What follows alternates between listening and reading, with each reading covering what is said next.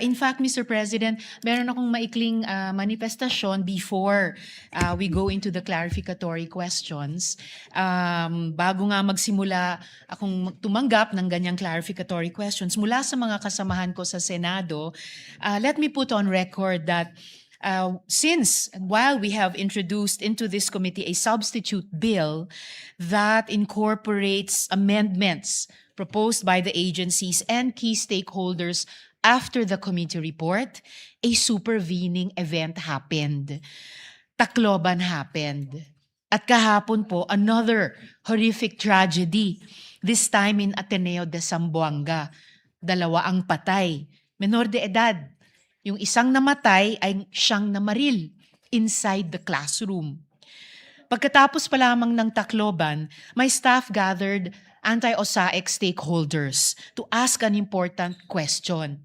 Meron ba tayong pwedeng maipasok sa bill na ito na LEDAC priority, gaya ng sinabi niyo, Mr. President, at nasa advanced stage na, nagkagyat na matutugunan ang malaking problemang bunsod ng nihilistic violent extremism o NVE. Ito ngang phenomenon na may mga masasamang karakter online na nag-groom sa ating mga kabataan para gumawa ng mga kahindik-hindik na kasamaan. And the answer, Mr. President, is yes. Working together with DOJ and the NCC OSAIC, as well as with other relevant stakeholders, kagaya ng mga child protection NGOs, we were able to craft provisions that would amend the bill and provide our law enforcement authorities dealing with NVE the strong tools we provide for our anti-OSAIC work.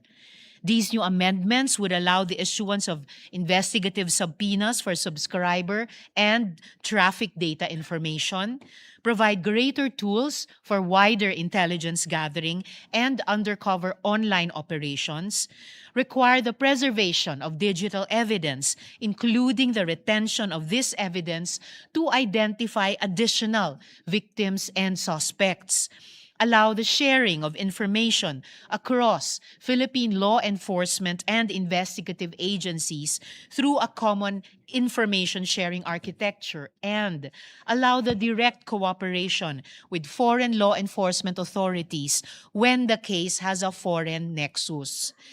At dahil ang mga magiging bagong pangalan ng bill ay Child Online Protection and Safety Act, bunsod na din sa pagkilala na ang online harm sa mga bata ay hindi lamang sexual. Germane po ang mga panukalang ito sa batas na ito. I believe the proper time to propose these amendments would be after the clarificatory questions of our fellow senators, and I am willing to do this then. A solution is forthcoming, Mr. President. I ask my colleagues once more to support the immediate passage of this measure. Let us save our children.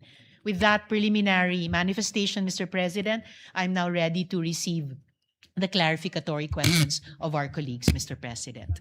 Thank you for that, Senator Risa. And tama ho kayo na marami pong mga trahedya at karahasan na nakikita natin ngayon sa ating mga paaralan. At kami po tayo lahat ay nakikiramay sa mga pamilyang naapektuhan nitong nangyari, itong trahedya sa Zamboanga City, kung saan 2 estudyante po ang nasawi.